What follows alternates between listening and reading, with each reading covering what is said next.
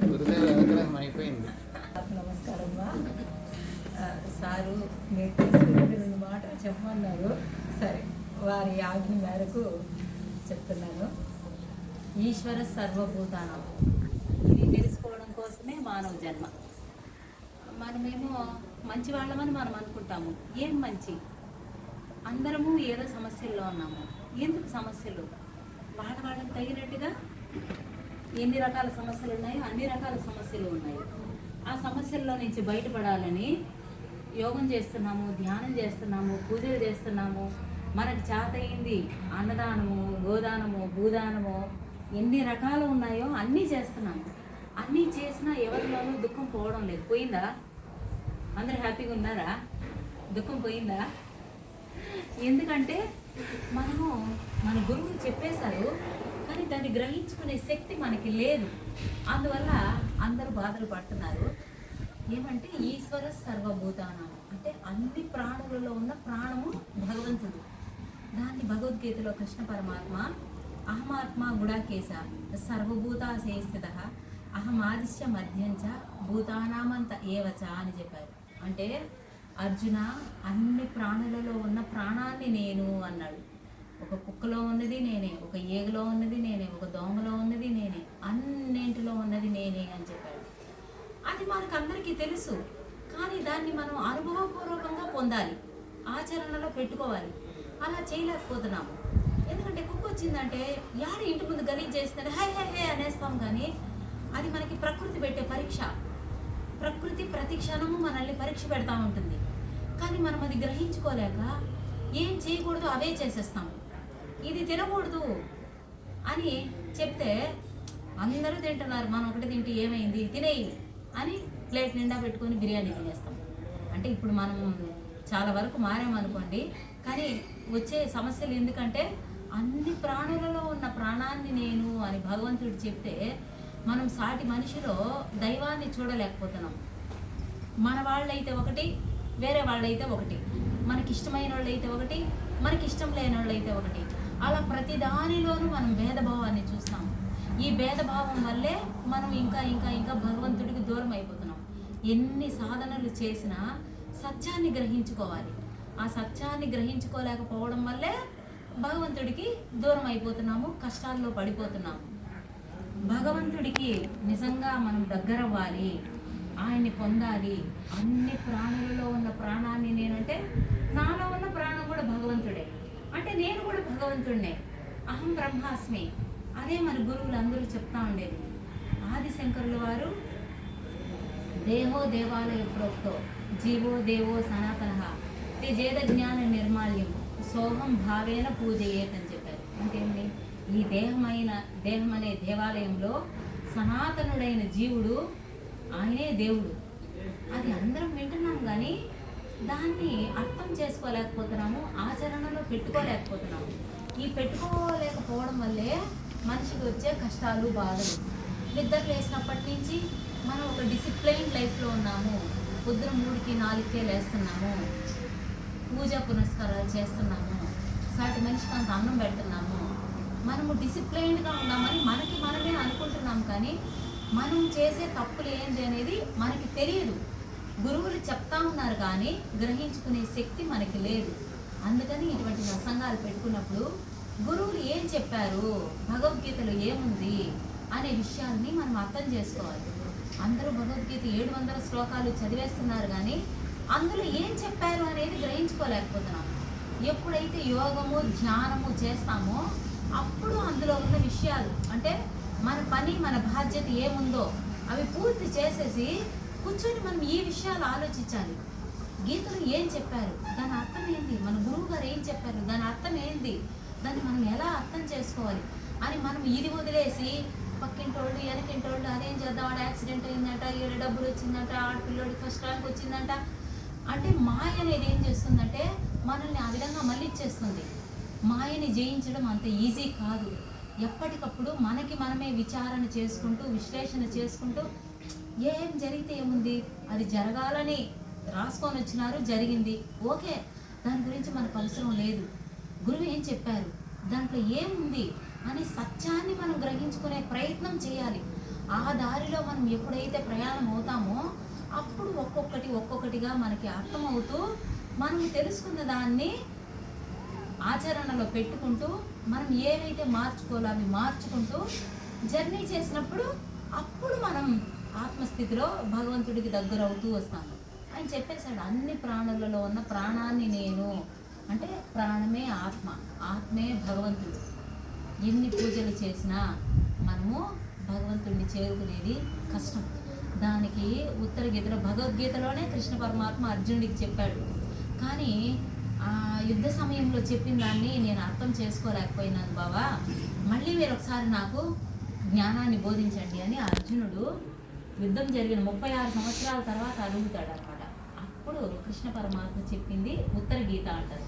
అందులో చెప్తారు ఏం చెప్తారంటే, పూజ కోటి సమం స్తోత్రం, స్తోత్ర కోటి సమం జపం, జపకోటి సమం ధ్యానం, ధ్యాన కోటి సమోలయ అని. అంటే 1,000,000 సార్లు పూజలు చేసి దేవుడికి దీపాలు వెలిగించి పువ్వులు పెట్టి పూజ చేస్తే ఎంత ఫలితమో, ఒక్క స్తోత్రం చదివితే అంత ఫలితం. స్తోత్రాలు మనందరికీ తెలుసు, విష్ణు సహస్రనామం, లలితా సహస్రనామం, దక్షిణామూర్తి స్తోత్రము, ఇంకా ఎన్ని ఉన్నాయో అన్నీ చదువుతున్నాం. అలా 1,000,000 సార్లు స్తోత్రం చదివితే ఎంత ఫలితమో, ఒక్క జపమాల మీద హరే కృష్ణ, ఓం నమ శివాయ మహామంత్రాలని జపిస్తే అంత ఫలితం. 1,000,000 సార్లు జపమాల మీద మహామంత్రాన్ని జపిస్తే ఎంత ఫలితమో, 1 గంట ధ్యానం చేస్తే అంత ఫలితం. ధ్యానము అంటే శ్వాస మీద ధ్యాస. ధ్యానం చేస్తాము కానీ కళ్ళు మూసుకొని కూర్చొని ఎక్కడెక్కడో ఆలోచిస్తుంటాము. కానీ ఆలోచన చేసేది ధ్యాన స్థితి కాదు. ధ్యాన స్థితి అంటే శూన్య స్థితి. అంటే మనిషి అంటే శరీరము, మనసు, ఆత్మ. శరీరాన్ని కట్టేస్తున్నాము, మనసు ఎక్కడెక్కడో ఆలోచిస్తూ నేను ధ్యానం చేస్తున్నాను అంటాను. దానివల్ల ఏమి ఉపయోగం లేదు. నోటిలోని మౌనము, మనసులోని శూన్యము, దాని పేరే ధ్యానము. శరీరాన్ని కట్టేశాము, నోట్లో మాటలు కట్టేశాము, మనసులో ఆలోచనలు ఎక్కడ కట్టేశాము? ఎప్పుడైతే మన శ్వాసని గమనిస్తామో అప్పుడు మనం ధ్యాన స్థితిలోకి వెళ్ళిపోతాము. అప్పుడు ఎవరుంటారు? ఇంకుంది లోపల ఆత్మ. ఆత్మే భగవంతుడు. కాబట్టి ఎప్పుడైతే మనలో ఉన్న ఆత్మతో మనం కలిసి ఉంటామో అప్పుడు ఆటోమేటిక్గా మన కర్మలు అనేవి క్లీన్ అవుతూ వస్తాయి. మనకి పతంజలి మహర్షి అష్టాంగ యోగం చెప్పారు. అష్టాంగ యోగంలో యమనియమాలు చెప్పారు వారు. ఇవన్నీ చాలా సబ్జెక్ట్ అనమాట. అంత ఈజీగా భగవంతుడిని చేరుకోవడం అంత ఈజీ కాదు.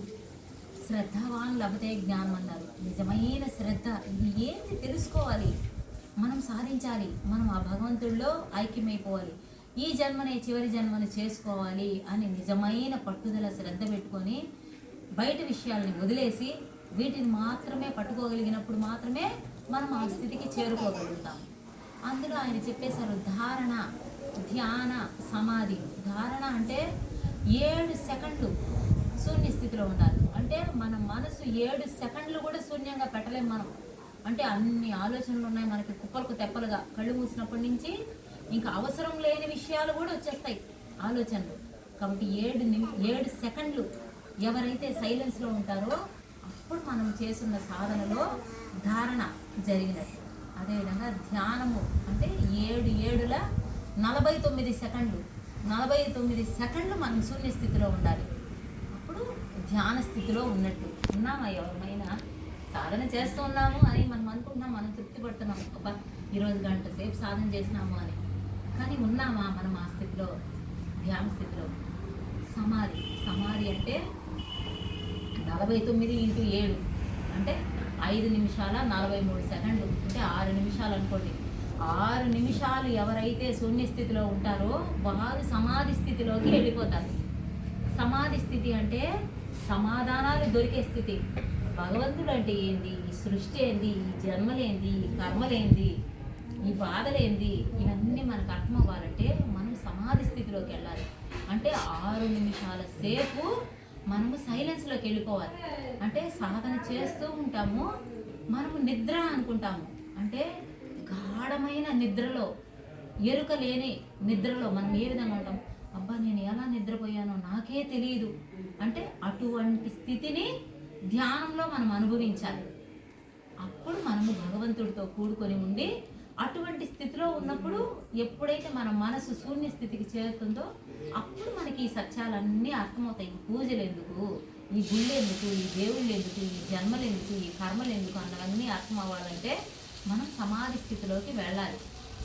ధ్యానకోటి సమోలయ అంటే కోటి గంటలు ధ్యానం చేస్తే ఎంత ఫలితమో 1 గంట లయయోగం అంటే మన గురువు గారు అంతర్ముఖానంద వారు మనకి ఇచ్చిన లయయోగం. దీన్నే అంతర్ముఖ ప్రాణాయామం అంటారు, లయయోగం అంటారు, అజప గాయత్రి అంటారు, ఇంకా ఎన్నో పేర్లు ఉన్నాయి. అంటే అంత అద్భుతమైన యోగాన్ని గురువు గారు మనకి ఇచ్చారు. ఈ యోగాన్ని అయితే చేస్తున్నాము, కానీ యోగంతో పాటు ఈ జ్ఞానం కూడా పొందాలి. గురువు గారు చెప్తున్నారు, ఎన్నో వీడియోలు చెప్పేశారు వారు, కానీ అది అర్థం చేసుకునే శక్తి మనకి లేదు. ఆ ప్రయత్నం కూడా మనం చేయడం లేదు. యోగం చేసేసాము, మనకి మంచి జరిగిపోతుంది, మన కష్టాలు వెళ్ళిపోతాయి, మనం హ్యాపీగా ఉంటాము, మనం మంచిగా ఇల్లు కట్టుకుంటాము, కారు కొనుక్కుంటాము, తోడిపోతాము. వీటి మీదే ఉంది, కానీ ఇవి నిజాలన్నీ తెలుసుకోవాలన్న ఆలోచన ఎవరికి లేదు. ఈ జన్మని చివరి జన్మ చేసుకోవాలి అంటే ఎందుకు, చాలా మంది అడుగుతారు, ఎందుకు చివరి జన్మ, మేము హ్యాపీగా ఉన్నాము, మేము ఎంజాయ్ చేస్తున్నాము, ఎందుకు మళ్ళీ పుట్టకుండా పోవాలి అంటారు. అదే అజ్ఞానం. భూమి మీద పుడితే సాక్షాత్తు భగవంతుడే అయినా కర్మలు జన్మలు అనుభవించాల్సిందే. ఎప్పుడైతే ఈ భూమి మీద జన్మ తీసుకోని స్థితికి, ఆత్మస్థితికి, దైవ స్థితికి చేరుకుంటామో, ఇప్పుడు మనం పూజించే ఈ దేవీ దేవతలందరూ ఆత్మజ్ఞానాన్ని పొందినవారు. వీరందరినీ మించిన పరమాత్మ, ఆత్మే పరమాత్మ, ఆత్మే పరబ్రహ్మ. అంటే మనమందరం పరబ్రహ్మ స్వరూపులము. ఇవి మనకి తెలియదు, ఇవి తెలుసుకోవాలి. కాబట్టి సాధన చేస్తూ జ్ఞానం పొందాలి.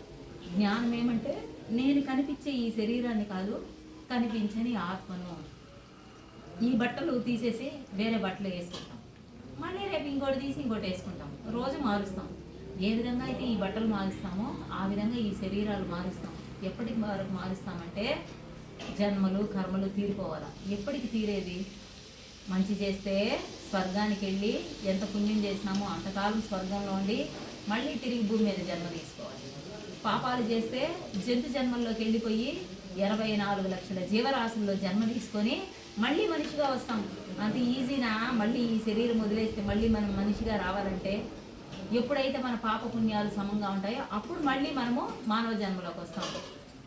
మన గురువు గారు ఇచ్చిన ఈ అంతర్ముఖ ప్రాణాయామము, ఈ యోగము చేయడం వల్ల ఎప్పటికప్పుడు మన కర్మలు ప్రక్షాళన జరిగిపోతూ ఉంటాయి. మనం ఎన్నో తప్పులు చేసేస్తూ ఉంటాము. ఏం చేస్తాము? పొయ్యి మీద పాలు పెడతాము, చిక్కగా పాలు కాసుకొని మంచిగా బోర్న్విటానో బూస్టో హార్లిక్స్ మనకి ఇష్టమైనది వేసుకొని కలుపుకొని మనము మన పిల్లలో తాగుతాము.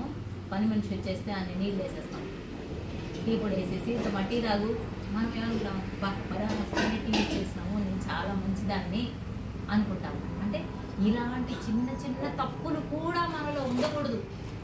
మనము ఏ విధంగా అయితే ఆత్మస్వరూపులము దైవాలము అనుకుంటున్నామో అందరినీ కూడా అదే విధంగా చూడగలగాలి. నా బిడ్డైనా ఒకటే, ఎదుటి బిడ్డైనా ఒకటే. నా బిడ్డ తప్పు చేస్తే అమ్మో ఎక్కడ పక్కన వాళ్ళకి తెలిసిపోతుందో అని సైలెన్స్ గమ్మునండి అని దాన్ని అడిగి కట్ చేసి ఆపేస్తాం. అదే పక్కన పిల్లలు ఎవరైనా ఏదైనా పొరపాటు చేస్తే వాళ్ళ పిల్లోడు ఏం చేసినాడో తెలుసా, వాళ్ళ పిల్ల ఏం చేసిందో తెలుసా అని దాన్ని మనం కథలుగా చెప్పుకుంటాం. మళ్ళీ మనం ఏమనుకుంటాం? మనం ఏ తప్పు చేయలేదు, మనం మంచి. ఇటువంటివన్నీ ప్రతి ఒక్కటి భగవంతుడు ఎప్పటికప్పుడు లెక్కలు రాసిస్తూ ఉంటారు. ప్లస్ మైనస్ అని. దానితో పాటు మనం ఇప్పుడు కొంత ఈ ఆధ్యాత్మికతలోకి వచ్చాం కాబట్టి మరి ఎంతమంది శాకాహారులుగా ఉన్నారో ఇక్కడ నాకు తెలియదు. మాంసం ఒక ప్రాణిని అయ్యో అని దయ లేకుండా నిర్దాక్షిణ్యంగా చంపి మనకున్నట్టే దానికి కుటుంబం ఉంటుంది, మనకున్నట్టే దానికి పెయిన్ ఉంటుంది అని ఏ మాత్రం ఆలోచించకుండా దాన్ని ముక్కలుగా నరికేసి ఇష్టమైన బిర్యానీలు చేసుకొని భలే ఉంది కదా, ఇంకొంచెం కారం ఉంటే బాగుంది కదా, ఇంకొంచెం ఉంటే బాగుంది కదా అని ఎంజాయ్ చేస్తాం. దాని ఆత్మ ఎంత క్షోభించింది అనేది అర్థం చేసుకునే స్థితిలో లేవు.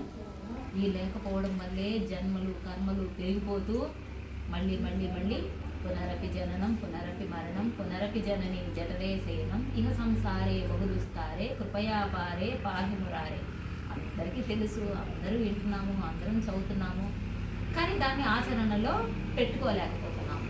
ఎందుకంటే మనకి కరెక్ట్గా తెలియదు. చెప్పేశారు మహానుభావులు, గురువులు. గీతలో పరమాత్మ ఎప్పుడు భూమి మీద అధర్మం ఎక్కువైపోతుందో నేను మళ్ళీ జన్మ తీసుకొని నేను మళ్ళీ చెప్తాను అన్నారు. మనం దైవాన్ని విగ్రహాల్లో చూసుకుంటున్నాము, ఫోటోల్లో చూసుకుంటున్నాము. కాదు, నువ్వు ఎంత విగ్రహాల్లో చూసి, ఎంత ఫోటోల్లో చూసి, ఎన్ని పూజలు చేసినా దైవ స్థితికి చేరుకోలేము. ఎందుకంటే భగవంతుడు సచ్చిదానంద స్వరూపుడు. అంటే సత్ అంటే సత్యమైన, అంటే ఎప్పటికీ ఉండేవాడు. సత్యం ఏమిటి? ఎప్పటికీ ఉండేదే సత్యం. ఎప్పుడు ఉండేదేమిటి? భగవంతుడు. ఇల్లులు, వాకిళ్ళు, పొలాలు, అంతస్తులు, బంగ్లాలు ఈరోజు ఉంటాయి, రేపు వెళ్ళిపోతాయి. అవి పదవులు ఏమైనా కానీ ఈరోజు ఉంటాయి, రేపు వెళ్ళిపోతాయి. కాలగర్భంలో ముందు వెనక వెళ్ళిపోతాయి. కానీ భగవంతుడు, సనాతనుడైన భగవంతుడు అప్పుడు ఇప్పుడు ఎప్పటికీ ఉండేవాడు భగవంతుడే. ఆ భగవంతుడిని పట్టుకోవాలంటే ఆయన అన్ని ప్రాణాలలో ఉన్న ప్రాణాన్ని నేను అన్నారు. అంటే మన లోపల ఉన్న ఆత్మస్వరూపం.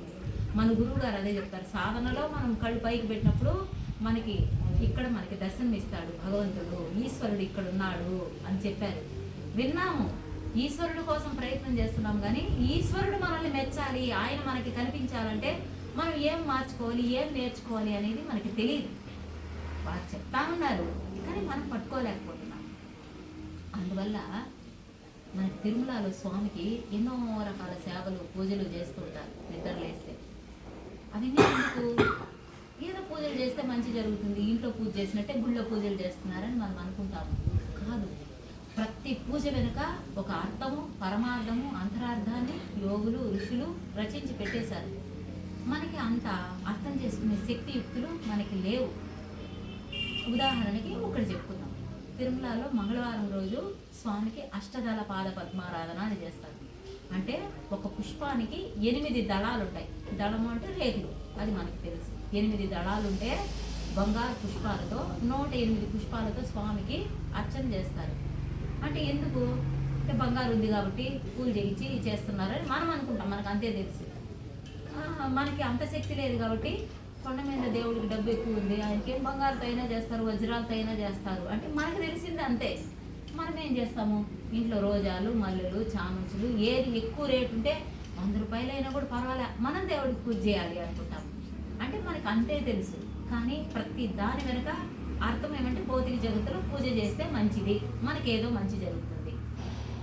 పరమార్థము అంటే పరమ ఏంటి? ఉన్నత లోకాలకి సంబంధించిన అర్థం. అంటే యోగులు, ఋషులు చెప్పిన అర్థం ఏమంటే అహింస ప్రథమా పుష్పం, పుష్పం ఇంద్రియ నిగ్రహం, సర్వభూత దయా పుష్పం, క్షమా పుష్పం విశేషత, జ్ఞాన పుష్పం తప పుష్పం, శాంతి పుష్పం తదైవచ, సత్యం అష్టవిధం పుష్పం విష్ణు ప్రీతికరం భవేత్ అని దీన్ని విష్ణు స్తుతి అంటారు. ఇది భగవంతుడికి చాలా ఇష్టమైంది. మనం మామూలుగా అదేదో పద్యం, శ్లోకం అని అన్నీ చెప్పుకున్నట్టు అది కూడా అహింసా ప్రథమా పుష్పం అని చదివేస్తాము, అయిపోయింది. పూజ అయిపోయింది, హారతి ఇచ్చేసి స్వామి అని అలా చూపించేసి ప్రసాదం తినేస్తాము. అయ్యా ఈరోజు పూజ అయిపోయింది, నా పాపాలు, నా కష్టాలన్నీ కడిగేసినాడు దేవుడు, ఇంకా నాకు అంతా మంచి జరిగిపోతుంది అని ఇలాంటి ఆలోచనలోనే, ఇలాంటి అజ్ఞానంలోనే ఎన్నో జన్మలు జరిగిపోయినాయి. కానీ అందులో ఉన్న అర్థాన్ని తీసుకోవాలి. ఇందాక మనం చెప్పుకున్నట్టు అహింసా ప్రథమా పుష్పం అంటే ఏ మనిషికి కానీ ఏ ప్రాణికి కానీ మన వల్ల హింస అనేది జరగకూడదు. అంటే భగవంతుడు భావప్రియుడు, నీ భావాన్ని చూస్తాడు. ఇప్పుడు కోడిని, మేకని కోసుకొని నేను తినాలని, నేను ఎంజాయ్ చేయాలని కోసుకుంటే అది పాపం. నేను బండ్లో వెళ్తా ఉన్నాను, అలా క్షణం ఎక్కువ వచ్చేసింది, ఏ పిల్ల వచ్చేసింది, దాన్ని చంపాలన్న ఉద్దేశం నాకు లేదు. అయ్యో పిల్లని నేను చంపేసినానే అంటే అక్కడ నీకు పాపం రాదు. అది జరగాలని రాసుంది, జరిగింది. అక్కడ ఉద్దేశాన్ని చూస్తాడు భగవంతుడు. ఇది ఎవరు తెలుసుకోవడం లేదు. భగవంతుడు భావప్రియుడు అనేది వింటానే ఉన్నాము, కానీ దాన్ని అర్థం చేసుకోలేదు. ఇలా ఎన్నో విషయాలు మనం నేర్చుకుంటూ, మార్చుకుంటూ జీవితంలో ముందుకెళ్ళాలి. అహింసా ప్రథమా పుష్పం అంటే ఏ ప్రాణికి హింసని కలిగించకుండా ఉండడము, అది భగవంతుడికి సమర్పించే ఒక పుష్పం. మొదటి పుష్పం ఇంద్రియ నిగ్రహం. ఇంద్రియ నిగ్రహం అంటే కంట్రోల్. మన సెన్సెస్ మీద మనకి కంట్రోల్ ఉండాలి, మన అవయవాల మీద మనకి కంట్రోల్ ఉండాలి. చేయి ఖాళీగా ఉందనేసి ఆ చెట్లు ఆకులు కోసేస్తాం.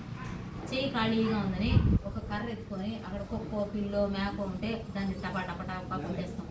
అయ్యో పాపం దానికి నొప్పి కదా అనుకుంటామా? మన బిడ్డను అయితే కొడతామా? కొట్టము. ఒకవేళ వాళ్ళు ఏదన్నా తప్పు చేసి, పొరపాటు చేసి, కోపం వచ్చి అయ్యో బిడ్డను కొట్టేసినామే అని గిలగిలగిలా కనకలాడిపోతాం. అంటే మన బిడ్డ అయితే ఒకటి, ఇంకొక బిడ్డ అయితే ఒకటి. అది మనం ఎప్పుడు అర్థం చేసుకుంటాము? ఎప్పుడైతే ప్రతి విషయంలోనూ ఇంద్రియ నిగ్రహం మాట్లాడాలా. ఏదో పొరపాటు తప్పు జరిగిపోయింది, ఎవరో తప్పు చేశారు, అమ్మ అలా చేయకూడదు కదా, ఎందుకు చేసినావు, సరే ఇంకొకసారి చేయొద్దు అని గట్టిగా చెప్పి వదిలేయాలి. కానీ నువ్వు ఇలా చేసినావే, నువ్వు ఇలా చేసినావని పట్టుకొని వాళ్ళని సాధించి సతాయిచ్చి అలాంటి తప్పులు చేస్తాం. అంటే అది తప్పనేది కూడా మనం గ్రహించుకోలేకపోతున్నాము. మనం ఏం చేస్తున్నాం అనేది మనకు తెలియడం లేదు. కాబట్టి ఇంద్రియ నిగ్రహం ఎప్పటికప్పుడు అన్ని ఇంద్రియాలని, కాళ్ళు, చేతులు, కళ్ళు, ముక్కు, మన ఇంద్రియాల ద్వారా చూస్తాము. ఏం చూడాలి అదే చూడాలా, ఏవి పడితే అవి చూడకూడదు. ఫోన్ ఉంది, మంచివి ఉంది, చెడ్డవి ఉంది. మంచివి చూస్తే ఏం జరుగుతుంది, చెడ్డవి చూస్తే ఏం జరుగుతుంది. కాబట్టి ప్రతి ఇంద్రియాన్ని ఏ విధంగా ఉపయోగించుకోవాలా, మంచికే ఉపయోగించుకోవాలి. ఎప్పుడైతే మంచి వైపు ప్రయాణం అవుతామో భగవంతుడి వైపు ప్రయాణం అవుతాము. ఇటువంటివి ఇంద్రియ నిగ్రహం. ఇంకా మీకు తెలుసు ఎన్ని రకాలు ఉన్నాయో ఇంద్రియ నిగ్రహం అంటే, ఎన్ని విషయాల్లో ఎన్ని పొరపాట్లు, ఎన్ని తప్పులు చేస్తున్నాము అని.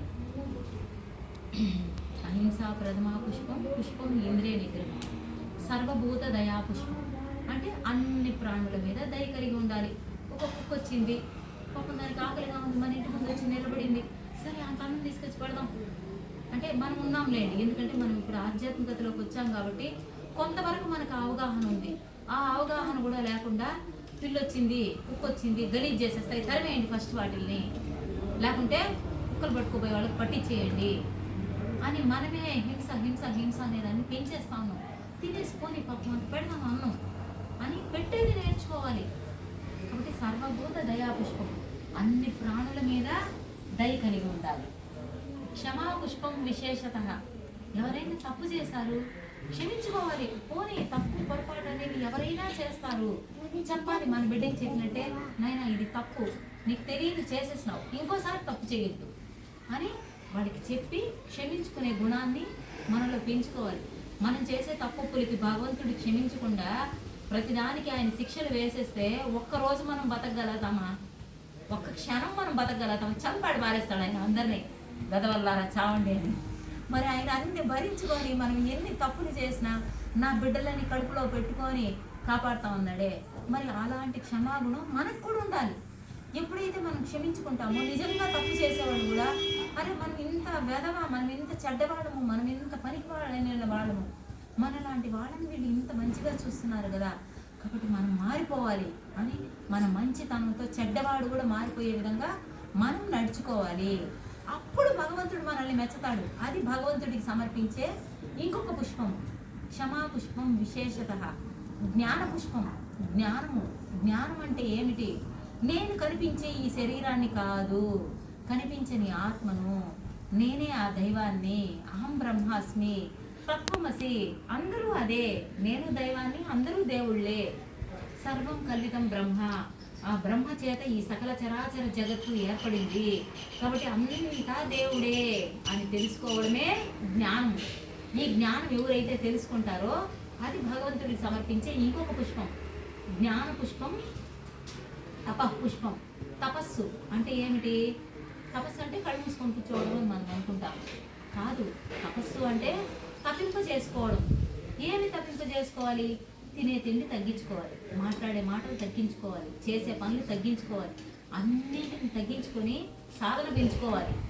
పని అయిపోయింది సాధన చేయాలి, పని అయిపోయింది సాధన చేయాలి, పని అయిపోయింది ఒక పుస్తకం చదవాలి, ఒక యోగులు మహర్షులు ఏం చెప్పారని తెలుసుకోవాలి, మన గురువులు ఏం చెప్తున్నారని తెలుసుకోవాలి. అంటే మన ఆలోచన ఎప్పుడు తపస్సుగా ఆ భగవంతుడికి సమర్పించే మరి ఒక పుష్పం. జ్ఞాన పుష్పం, తపః పుష్పం, శాంతి పుష్పం తదైవచ. శాంతిగా ఎంతమంది ఉన్నారు?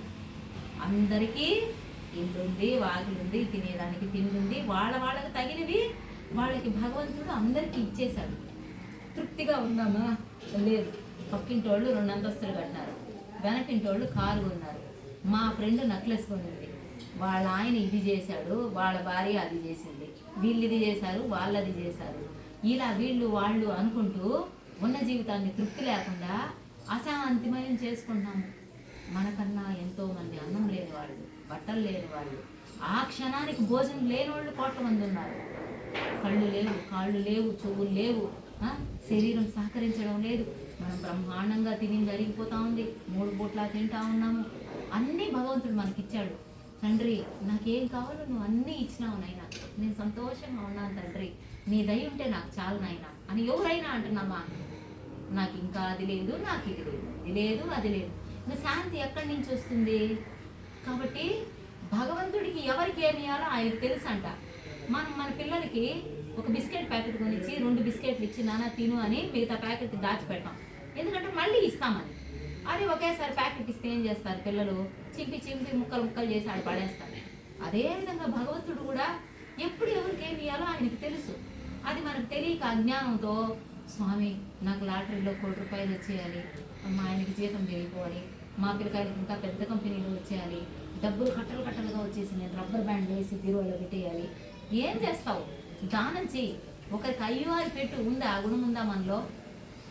ఒకరికి ఇందమ్మా తిను, ఇందమ్మా తీసుకో, ఈ బట్టలు కట్టుకో, ఈ అన్నం తిను అని పెట్టే గుణము మనకుందా? కాబట్టి మనం ఎన్ని మార్చుకోవాలి అంటే భగవంతుడికి తెలుసు ఎప్పుడు ఏమి ఇవ్వాలో. సరే స్వామి నీ ఇష్టం, ఈరోజు పంచభక్ష పరమాన్నాలు పెట్టినావు, సంతోషం అని తినాలి. ఈరోజు అన్నము పప్పు ఇచ్చినావు, సంతోషం అని తినాలి. ఈరోజు అన్నము నీళ్లు ఉప్పేసుకొని తినే పరిస్థితి ఉంది, ఇది కూడా భగవంతుడి పరీక్ష, నేను తినాలి. సరే స్వామి అని తింటామా? నాకు వద్దు, మా కోడలు మంచిది కాదు పెట్టలేదు, మా కూతురు పనికి మాలింది, అప్పలకు వంట చేసే ఓపిక కూడా లేదు, దొరికిన వాళ్ళని దొరికినట్టు తిట్టి పారేస్తామే. కానీ ఇది భగవత్ ప్రసాదము, ఇది మాయ, ఇది పరీక్ష. ఆ భగవంతుడు నన్ను పరీక్ష చేస్తున్నాడు. సరే తండ్రి నీ ఇష్టము అని ప్రతి దాన్ని అంగీకరించే స్థితిలో మనం ఉండాలి. అప్పుడే మనం శాంతిగా ఉంటాము. ఎప్పుడైతే భగవత్ తత్వాన్ని అర్థం చేసుకొని శాంతిగా ఉంటామో అది భగవంతుడికి సమర్పించే మరి ఒక పుష్పం. శాంతి పుష్పం తదైవచ సత్యం అష్టవిధం పుష్పం. సత్యము 8వ పుష్పము. ఏమిటి సత్యము? సకల చరాచర జగత్తు, అఖిలాండ కోటి బ్రహ్మాండాలు, సృష్టి అంతా ఈ వైపు నుంచి ఆ వైపుకి చూసినా మనకు అసలు కనిపించవు, టెలిస్కోప్లో చూసినా కనిపించవు, అంత పెద్ద బ్రహ్మాండం ఇది. ఇంత బ్రహ్మాండము ఒకప్పుడు ఉంటుంది, ఒకప్పుడు కాలగర్భంలో కలిసిపోతుంది. కానీ ఉన్నదేమిటి? సత్యము. భగవంతుడు ఒకడే సత్యము. నాయన నువ్వు ఒకడే సత్యం తండ్రి, నాకు నీ అనుగ్రహం ఉంటే చాలు, నువ్వు ఉంటే చాలు. అది ఎవరు? నువ్వే నేను, నేనే నువ్వు. ఎంత దయ చూడు దేవుడికి. మానవుల్లో ఉందా? మన బిడ్డల మీద మనకుందా? చిన్న తప్పు పొరపాటు చేస్తే ఒప్పుకోమే, అటువంటిది భగవంతుడు శరీర స్థితిలో నువ్వు పూజించే దేవుణ్ణి నేను, మనోస్థితిలో నాలో ఉన్న దైవాన్ని నీవు, ఆత్మస్థితిలో నువ్వు నేను ఒకటే అని చెప్పాడు. అంటే ఆత్మస్థితిలో భగవంతుడు మనము ఒకటే. ఎవరైనా ఇస్తారా? ఎంత దయ, ఎంత ప్రేమ. అంటే నేను దేవుణ్ణా అంటే నేను ఎలా ఉండాలి దేవుణ్ణి అంటే? ఆయనకి ఎంత దయ చూడు మన మీద. కాబట్టి ఎప్పుడైతే సత్యాన్ని అర్థం చేసుకుని తండ్రి అని ఆ సత్యమనే పుష్పాన్ని సమర్పిస్తే ఆయన సంతోషపడతాడు. కానీ మల్లెలు, జాజులు, సంపంగులు ఎన్ని పెట్టినా ఆయనకి సంతోషం లేదు, దానివల్ల ఏ ఫలితము లేదు. మనం తెలుసుకోవాల్సిన సత్యం ఏమంటే నేనే ఆ భగవంతుడిని. ఇంతటి జ్ఞానాన్ని గురువులు మనకిచ్చేశారు. అంటే నేనే ఆ దైవాన్ని అని తెలుసుకోవాలంటే సాధన సాధన సాధన. ఎంత మన గురువులు ఇచ్చినా యోగము ధ్యానము చేస్తామో అప్పుడు మనకి ఇవన్నీ అవును వీళ్ళు చెప్పినవన్నీ నిజాలే, మన గురువులు ఏం చెప్తున్నారో అదంతా సత్యమే అన్నది మనకు అర్థమవుతుంది. ఎప్పుడైతే మన లోపల ఉన్న ఆత్మ మనకు దర్శనం అవుతుందో అప్పుడు మనం జన్మలేని స్థితికి, అప్పుడు ముక్తి మోక్షాన్ని పొందేదానికి అర్హులవుతాము. కాబట్టి ఇన్ని నేర్చుకోవాలి. ఇది చాలా ఒక చిన్న పార్టే ఇప్పుడు చెప్పింది. ఇలాంటివి ఇంకా చాలా ఉంది. ఈ సబ్జెక్ట్ ఎంతదంటే ఒక మహాసముద్రం అంతది. భగవద్గీత చదువుతూ ఉంటే ఆ అర్థాన్ని అర్థం చేసుకుంటూ ఉంటే మనం సాధన చేస్తూ తెలుసుకుంటూ ఉంటే మన మనోస్థితి, ఆత్మస్థితి పెరగంగా పెరగంగా అర్థాలు కూడా మారిపోతాయి. అంటే డెప్త్గా వెళ్ళేసరికి చాలా ఉంటుంది. ఎన్నో తెలుసుకొని, ఎన్నో మార్చుకొని, ఎన్నో నేర్చుకొని రాక్షసత్వంలో నుంచి మానవత్వంలోనికి, మానవత్వంలో నుంచి మానవత్వంలోకి ఎదిగి నేనే ఆ దైవాన్ని అని మనందరం ఎదగాలి. దీనికోసమే ఈ సాధనలు, ఈ సత్సంగాలు ఇవన్నీ ఏదో నాకు తెలిసింది మన గురువులు నా ద్వారా చెప్పించారు. ఈ అవకాశం ఇచ్చినందుకు అందరికీ థ్యాంక్ యూ.